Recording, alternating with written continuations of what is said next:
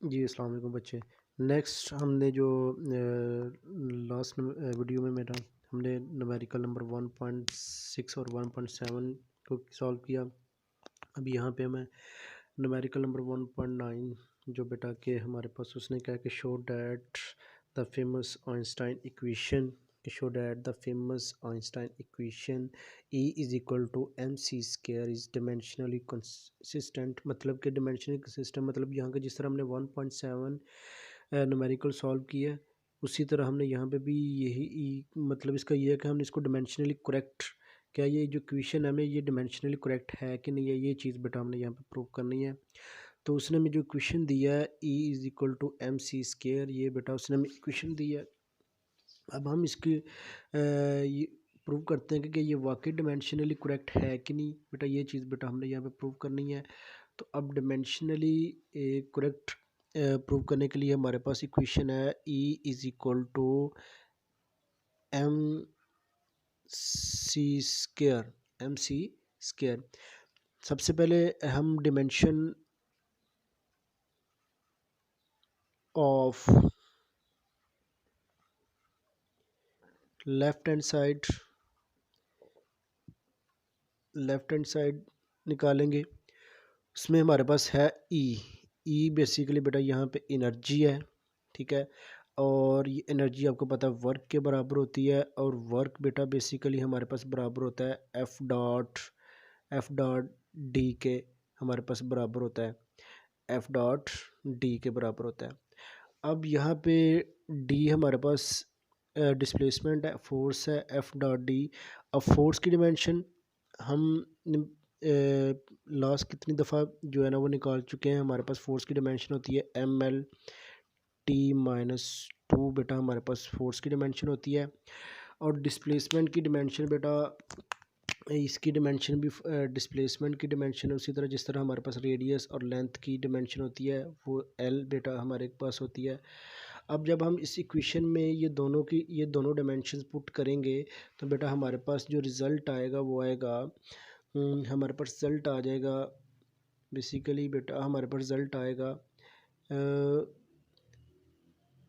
ई basically हमारे पास E is equal to M L T minus two. ये बेटा हमारे पास फोर्स की डिमेंशन आ गई, और साथ हम डिस्प्लेसमेंट की डिमेंशन को पुट करते हैं तो बेटा हमारे पास आ जाएगा M L square T minus two. ये बेटा हमारे पास E की डिमेंशन आ गई। मतलब कि हमने लेफ़्ट हैंड साइड की जो डिमेंशन है वो हमने निकाल ली। हमने लेफ़्ट हैंड साइड की डिमेंशन को बेटा फाइंड कर लिया, ये हमारे पास लेफ़्ट हैंड साइड की डिमेंशन निकल आई। अब इसी तरह हम राइट हैंड साइड की डिमेंशन की तरफ जाते हैं कि हमने M C square right side पे जो हमारे पास उसकी डिमेंशन निकालनी। हम right hand side dimension of right hand side मतलब कि बेटा हमारे पास आ जाएगा dimension of right hand side. बेटा उसमें हमारे पास क्या है एम सी स्केयर बेटा बेसिकली हमारे पास है। अब यहाँ पे एम क्या है, एम बेसिकली बेटा हमारे पास मैस है, ठीक है। हमारे पास मैस और जिसकी डिमेंशन आपको पता है कि हमारे पास कैपिटल एम होती है। और यहाँ पे सी बेटा हमारे पास स्पीड है, स्पीड ऑफ लाइट जिसको हम कहते हैं, और स्पीड ऑफ लाइट इसलिए हम सी की डिमेंशन जो वेलोसिटी की डिमेंशन है वही बेटा हम सी की डिमेंशन लिखेंगे एल टी माइनस वन। ये बेटा हमारे पास स्पीड सी की डिमेंशन आ जाएगी। अब ये दोनों सी की और एम की वैल्यू बेटा हम यहाँ पे इक्वेशन नंबर इसमें राइट हैंड साइड वाली साइड में पुट करेंगे। तो यहाँ पे एम के लिए बेटा हमारे पास कैपिटल एम आ गया, और स्पीड के लिए बेटा हमारे पास आ गया एल टी माइनस वन। अब देखेंगे ऊपर स्केयर है तो हम इसके ऊपर स्केयर भी ले लेंगे। अब ये पावर जो है इसको अंदर अप्लाई करेंगे तो बेटा हमारे पास आ जाएगा M L square T minus two. बेटा हमने एल के ऊपर भी अप्लाई कर दिया पावर को, और हमने बेटा उसके ऊपर भी टी के ऊपर भी अप्लाई कर दिया। अब दोनों को इकट्ठा करते हैं। जब हम इकट्ठा करेंगे तो बेटा हमारे पास आ जाएगा M L square T minus two. तो बेटा ये हमारे पास dimension of right hand side आ जाएगी। Dimension of right hand side. ठीक है, अब dimension of right hand side और dimension of left hand side बेटा बेसिकली हमारे पास दोनों बराबर आई। क्या हमने देखा कि हमारे पास लेफ्ट हैंड साइड की डिमेंशन भी हमारे पास आप दे सकते हैं कि बेटा हमारे पास लेफ्ट हैंड साइड की डिमेंशन ये है, ये बेटा हमारे पास लेफ्ट हैंड साइड की डिमेंशन निकली थी। ठीक है, E is equal to M L square T minus two, और ये बेटा हमारे पास जो डिमेंशन आई है ये बेटा हमारे पास राइट हैंड साइड की डिमेंशन आई है M L square T minus two. तो हम कहते हैं कि hence prove that के बेटा हमारे पास prove that E is equal to M C square is dimensionally correct बेटा। और यही चीज़ बेटा हमने इस न्यूमेरिकल के अंदर प्रूव करनी थी, और जो बेटा हमने इसके अंदर प्रूव कर ली कि हमने इस प्रूव करना था कि जो हमारे पास इक्वेशन है E is equal to M C square कि यह डिमेंशनली करेक्ट है कि नहीं है।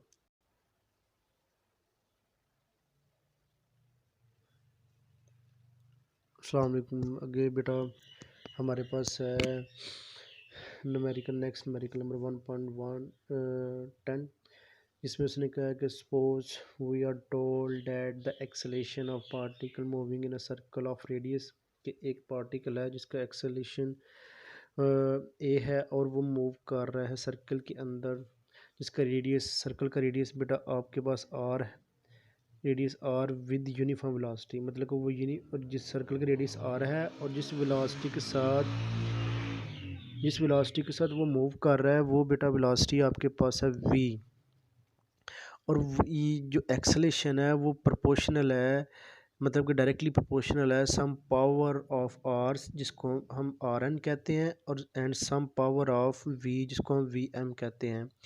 और उसके बाद उसने कहा कि आपने मालूम करना है पावर ऑफ आर और वी, मतलब कि हमने जो पावर ऑफ आर है मतलब कि एम एन, और जो पावर ऑफ एम है जिस वी की पावर जो है जिसको हम एम कहते हैं, वो एम और एम की वैल्यू बेटा हमने यहाँ पे फाइंड करनी है। अब गिवन डाटा में बेटा हमारे पास एक्सेलेरेशन है, यूनिफॉर्म स्पीड है जिसकी पावर बेटा हमारे पास वी एम है, और रेडियस है जिसकी पावर बेटा हमारे पास आर एन है, और हमने वैल्यू ऑफ एम फाइंड करनी है और वैल्यू ऑफ एन फाइंड करनी है बेटा। अब अकॉर्डिंग टू गिवन कंडीशन, मतलब जो ऊपर हमें कंडीशन दी गई है उसके मुताबिक उसने कहा है कि जो एक्सेलेरेशन है वो डायरेक्टली प्रोपोर्शनल है आपके रेडियस की पावर एन आर एन के और वी एम के डायरेक्टली प्रोपोर्शनल है। अब यहाँ पे बेटा हम अगर हम प्रोपोर्शनैलिटी ख़त्म करते हैं, जब हम प्रोपोर्शनैलिटी ख़त्म करते हैं तो हमारे पास आ जाता है acceleration is equal to constant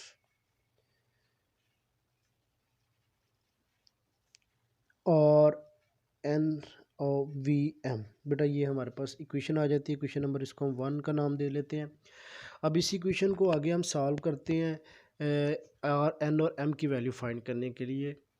अब बेटा हमारे पास इक्वेशन थी जो हमने निकाली आर एम की वैल्यू फाइंड करने के लिए, इक्वेशन जो बेटा हमने फाइंड की वो क्या थी, हमने इक्वेशन है acceleration is equal to constant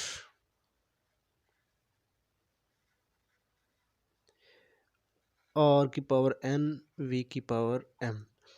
और बेटा आपको याद है कि एग्जांपल नंबर 1.5 एक्सरसाइज चैप्टर की जो मैंने बेटा आपको करवाई थी, मैंने कहा था कि इसके रिलेटेड आपके एक्सरसाइज के न्यूमेरिकल भी हैं कि जिसमें आप हमने पावर्स को लेके फिर हमने उनकी डिमेंशन को लेके फिर उनकी पावर्स की वैल्यूज़ को कंपेयर किया था, फिर हमने जो है ना वैल्यूज़ निकाल के उनको पुट किया था, तो हमने इसकी जो अननोन फार्मूला भी फाइंड किया था। उसी तरह अब सबसे पहले हम क्या करेंगे कि डिमेंशंस लिखेंगे इसकी। सबसे पहले एक्सेलेरेशन की डिमेंशन बेटा हम लिखेंगे, तो एक्सेलेरेशन की डिमेंशन आपके पास होती है एल टी माइनस टू, ये बेटा हमारे पास एक्सेलेरेशन की डिमेंशन हो गई। आर की डिमेंशन बेटा हम लिखेंगे तो वो हमारे पास होती है लेंथ, ठीक है बेटा ये हम लेंथ लिख लेंगे। अब उसके बाद हम वेलोसिटी की डिमेंशन लिखेंगे, तो वेलोसिटी की डिमेंशन बेटा आपके पास होती है एल टी माइनस वन, ये बेटा हमारे पास वेलोसिटी की डिमेंशन होती है।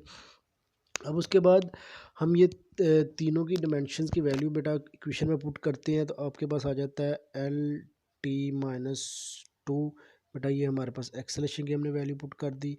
अब उसके बाद हम लेंथ की वैल्यू पुट करते हैं एल की पावर एन, ठीक है। और उसके बाद वेलोसिटी की पुट करते हैं LT-1 बेटा हमारे पास ये आ गया। अब क्या करना है कि हमने पावर्स को अंदर मल्टीप्लाई अप्लाई करना है। तो बेटा आपके पास आ जाएगा LT-2 is equal to L की पावर N L की पावर MT-M। बेटा हमने पावर्स को अंदर अप्लाई कर दिया, हमने अंदर अप्लाई कर दिया,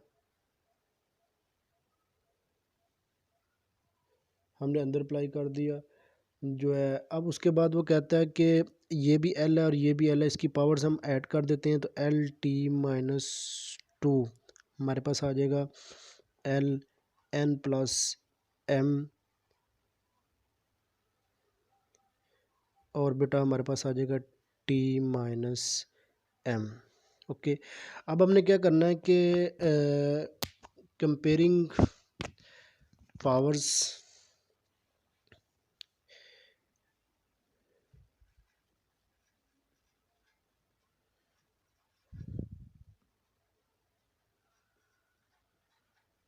ठीक है। यहाँ सबसे पहले हम क्या कहते हैं, कंपेयरिंग कोफिशिएंट। हम कोफिशिएंट्स को कंपेयर कर लेते हैं कि L को L से कंपेयर कर लिया तो बेटा आपके पास आ गया LN+M। अब इसकी पावर 1 है, ठीक है। हमने T को T से कंपेयर कर लिया, T की पावर -2 T की पावर -M, ठीक है। हमने पहले कोफिशिएंट्स को कंपेयर कर लिया। अब उसके बाद हम करते हैं कंपेयरिंग पावर्स।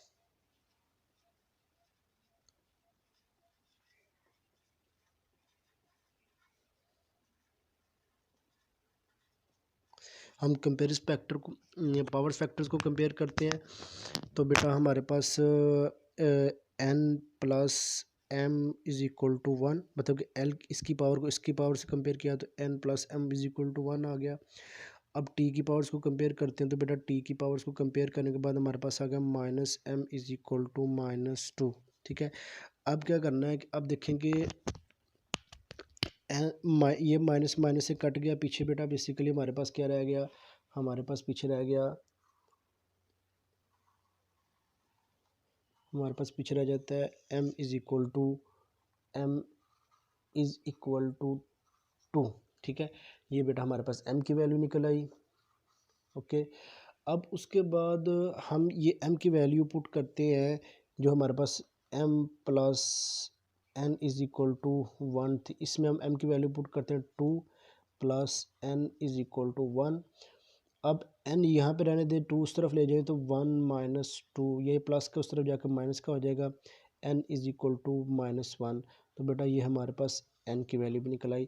और यही चीज़ बेटा हमसे न्यूमेरिकल में पूछी थी, उसने कहा था कि आप M is equal to 2 and N is equal to -1। हमने N और M की वैल्यू को ही फाइंड करना था, यही बेटा उसने हमसे पूछा था। तो इस तरह बेटा हम इनकी वैल्यूज़ को निकाल सकते हैं M और N की। तो ये बेटा हमारे पास न्यूमेरिकल नंबर 10 है। अब इसके बाद दो न्यूमेरिकल बेटा हमारे पास पीछे रह गए हैं, लेकिन न्यूमेरिकल रह गया हमारे पास बेटा 1.8, और दूसरा हमारे पास न्यूमेरिकल नंबर रह गया 1.5। वो हम इंशाल्लाह नेक्स्ट जो है ना वीडियोज़ में डिस्कस करेंगे। ओके बेटा, अल्लाह हाफिज़।